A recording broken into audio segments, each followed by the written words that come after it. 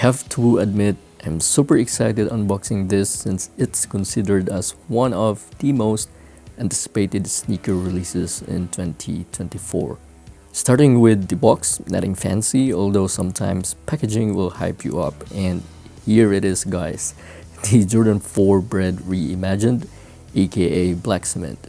You got some plastic tag, that's fine, default black laces, but no extra laces, and the other pair of the shoe. Was the presentation worth 220 euros? The answer is no. Okay, for the moment of truth, and I don't want to spoil everyone by the way who are still waiting for their pairs, but the question is, do the Jordan 4 BRED Reimagined live up to the hype? Before I will answer that, let me go through some specific details on the materials and build quality of my pair first. Leather-wise, they're okay, very tumbled and soft to touch, but not impressive. Reminds me of Nike Bayou leather. Workmanship-wise, it's bad on my pair. A lot of glue stains on the sides and it's too obvious. And for symmetry, mine is perfectly okay, no crooked or uneven cuts. Overall, the J4 Reimagined barely passed my expectations, to be honest, and it didn't even give me that wow moment while I was unboxing. But of course, I still have some good news for you guys. First, they are now very comfortable in comparison with the old Jordan 4s, and since this is copied to the first SB Jordan 4, the pine green, I would say Nike did a good job on the comfort department.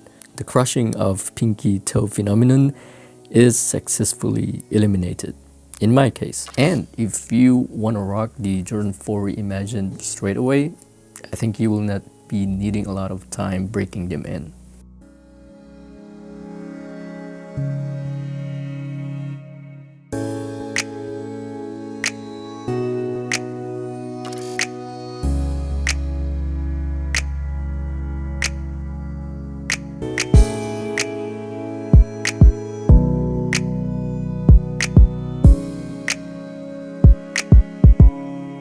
I think I understand now why some folks prefer the 2019 retro version versus this reimagined 2024 in terms of aesthetic.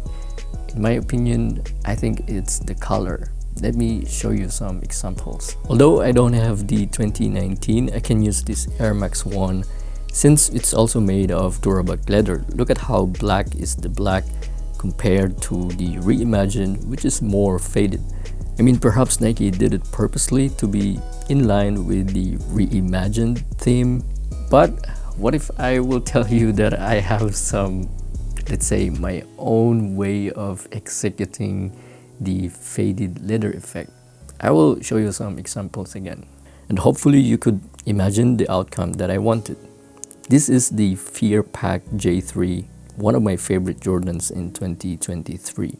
My idea is, why not use this type of aged leather on the mudguards into this area of Reimagined to give that cracking effect, and on the panels utilize this suede ash black nubuck leather of the Fears.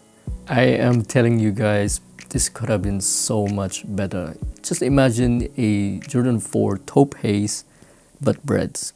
But anyway, what's done is done, and my plan now is I want to do some lace swap to add a little bit of excitement. I was thinking, since this is a black cement sneaker, perhaps gray Oreo laces would somehow add a bit of a flair. What do you guys think of this lace swap? At least it breaks the monotone washed black uppers. However, in terms of styling, J4 is not that hard since it's a mid-cut silhouette. I can even get away wearing slim fit jeans with J4, to be honest.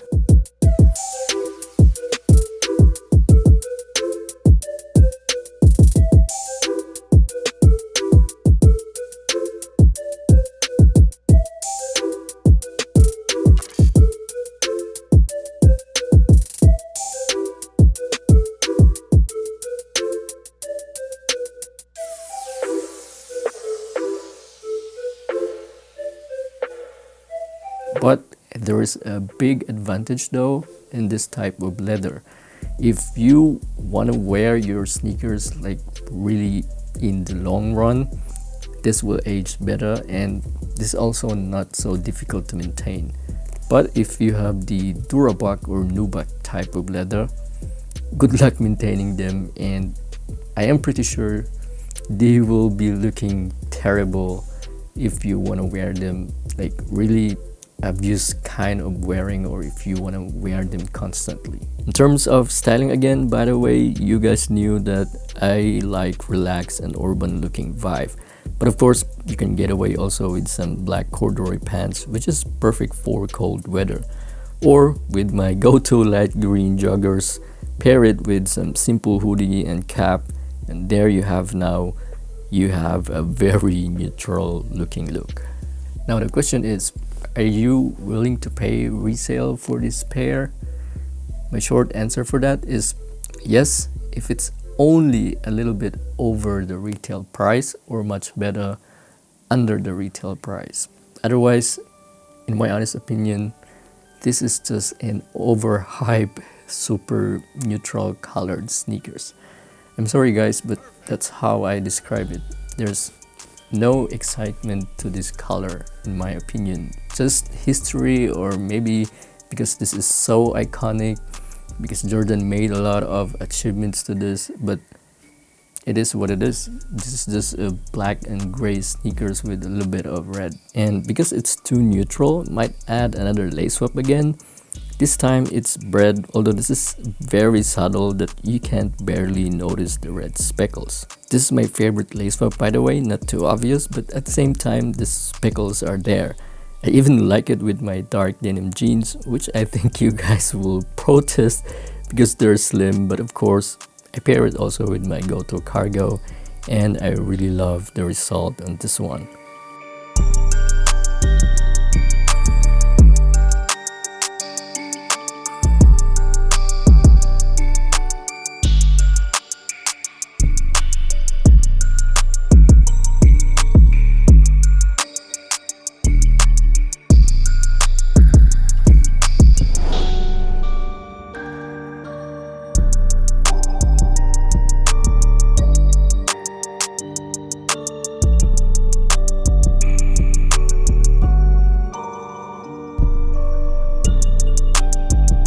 So another important question is, are you gonna be half sizing up on the J4 BRED Reimagined?